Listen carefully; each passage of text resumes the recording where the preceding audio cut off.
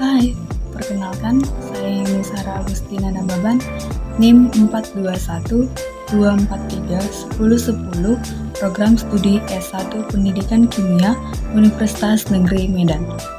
Nah, dalam video ini saya akan menjelaskan tentang pengenalan alat dan teknik dasar laboratorium. Nah, sebelum kita masuk ke penjelasan materi, adapun cakupan materi yang akan saya jelaskan dalam video ini ada 3. Yang pertama, alat-alat laboratorium. Yang kedua, peraturan dalam laboratorium. Dan yang ketiga, teknik-teknik laboratorium. Yang pertama, alat-alat laboratorium. Nah, adapun tujuan kita mengenal alat-alat laboratorium sebelum melakukan praktikum yaitu untuk mengetahui nama-nama alat laboratorium dan untuk mengetahui fungsi-fungsi dari alat laboratorium. Alat laboratorium yang pertama yaitu rak tabung yang berfungsi sebagai tempat meletakkan tabung reaksi. Yang kedua ada penjepit tabung yang berfungsi untuk menjepit atau mengambil tabung reaksi, kertas saring, dan lain-lain saat proses pemanasan. Nah, gambarnya dapat kita lihat dalam slide. Yang ketiga, ada neraca analitik yang berfungsi untuk menimbang suatu sampel dengan tingkat keakuratan yang sangat tinggi.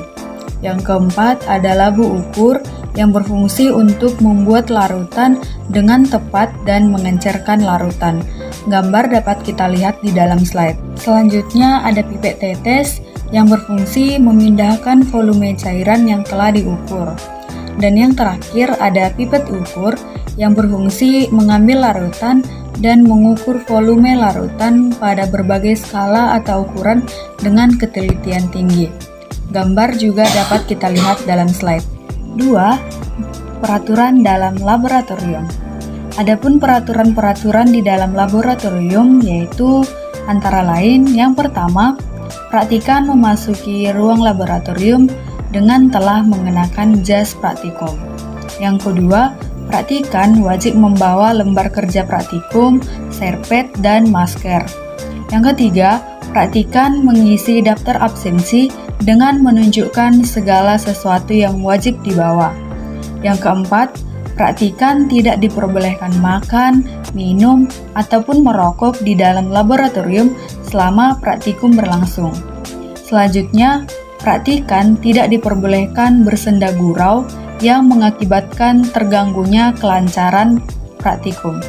Selanjutnya, praktikan bertanggung jawab atas peralatan yang dipinjamnya, kebersihan meja-meja masing-masing, serta lantai di sekitarnya. Dan yang terakhir, setelah menggunakan reagen, praktikan wajib meletakkan kembali ke tempat semula. Yang ketiga, teknik-teknik laboratorium.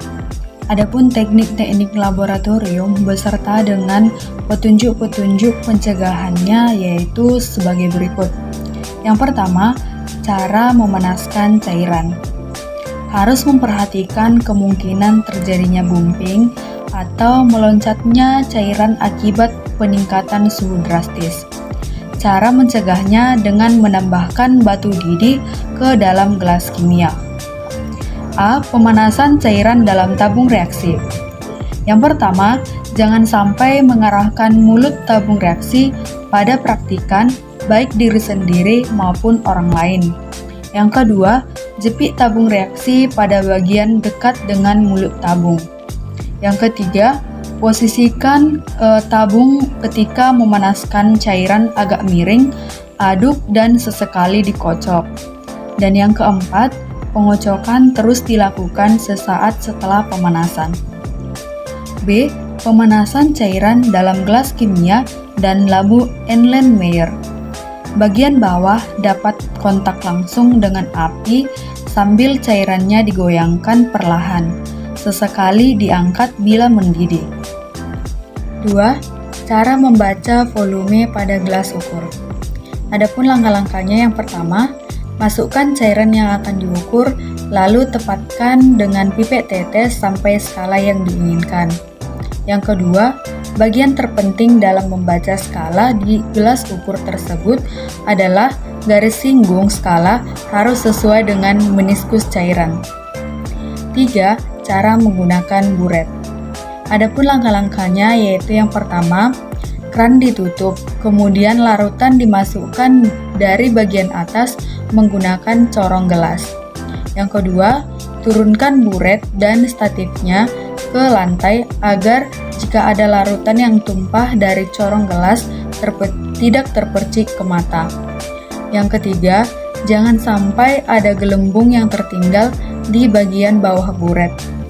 Yang keempat, jika sudah tidak ada gelembung, tutup keran. Dan yang terakhir, selanjutnya isi buret hingga melebihi skala 0.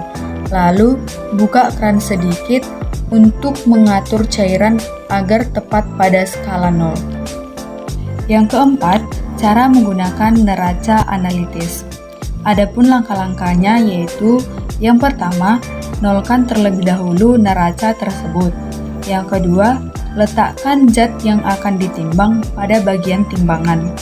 Yang ketiga, baca nilai yang tertera pada layar monitor neraca. Dan yang terakhir, setelah digunakan, nolkan kembali neraca tersebut. Yang kelima, atau yang terakhir, yaitu cara menghirup bau zat. Jangan pernah menghirup gas atau uap senyawa secara langsung. Gunakan tangan dengan mengibaskan bau sedikit sampel gas ke hidung. Demikian yang dapat saya jelaskan tentang pengenalan alat dan teknik dalam laboratorium. Semoga bermanfaat. Terima kasih.